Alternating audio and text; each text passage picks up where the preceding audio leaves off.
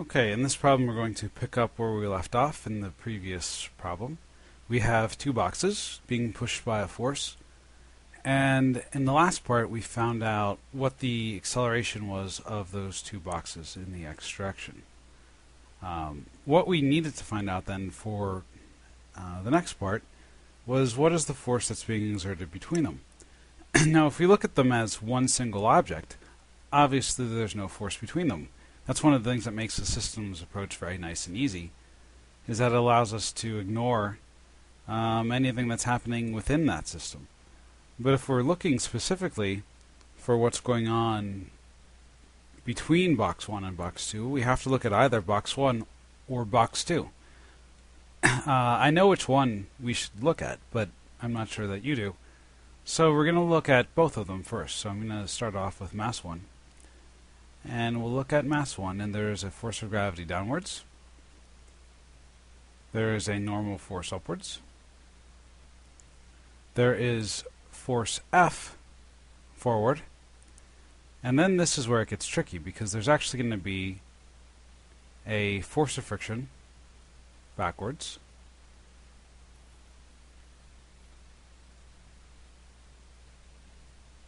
And there's going to be a force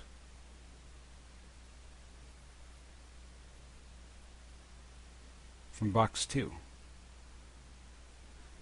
If we look at box number 2, and actually I guess I should have done my coloring a little bit differently there, but if we look at box number 2, we have a force of gravity, we have a normal force, and here we have a force of friction, which is going to be backwards. And there's going to be also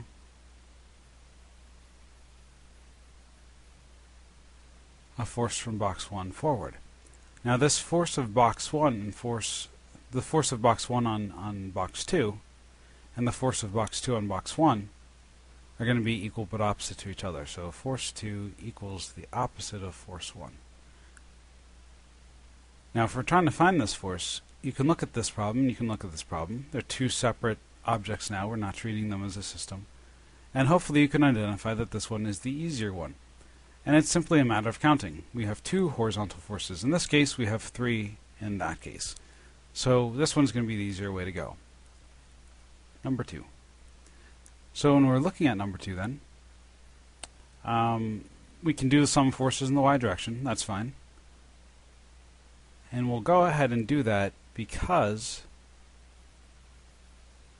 you need to know what the normal force is to get the force of friction. I'm not going to go through this in detail right now, at least verbally, because you already probably know what the answer is.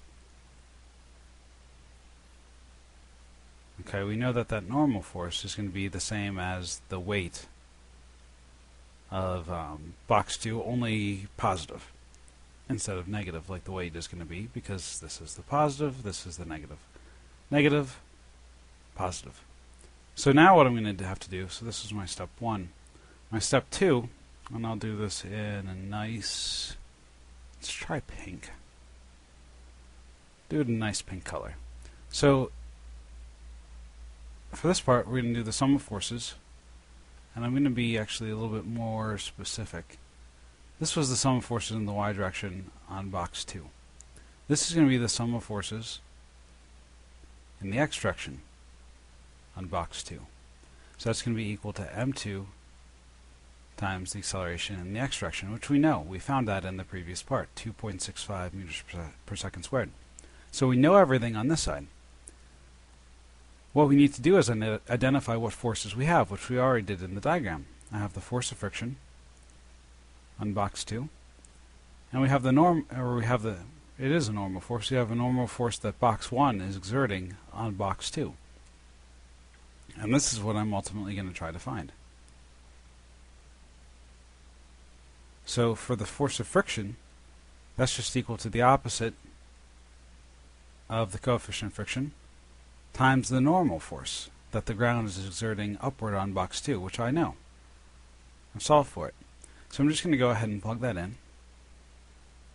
M2G equals, plus, it's a terrible plus sign, plus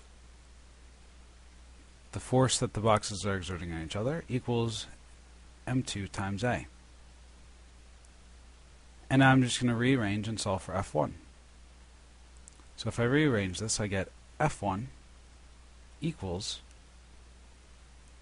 M2 times the quantity of the acceleration plus mu g. And all I did here was I added the force of friction to each side, and then I pulled out the mass of the second box because it's in both terms. And what I'm seeing here is that the larger the acceleration is, the larger the force with which box 1 would have to push box 2. Makes sense. If you're trying to get box 2 to accelerate faster, you're going to have to push harder. We also see that the larger the coefficient of friction is, and also the larger gravity is, the gravitational acceleration is, the more force we're going to have to apply to box 2 from box 1 in order to get the desired acceleration. We have to work harder to overcome that force of friction if we have a larger coefficient of friction, or if we put it on a different planet with a larger gravitational acceleration.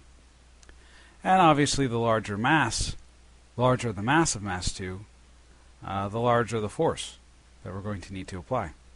So then all that's left to do here is plug in some numbers. So I'm going to plug in the mass of 104 times the acceleration that we recently found, plus 0.015 times 9.8, and that gives us an acceleration, a force between the boxes of, it looks like 428.3, and that's newtons. So we have 428.3 newtons as our answer for the force that's between the boxes.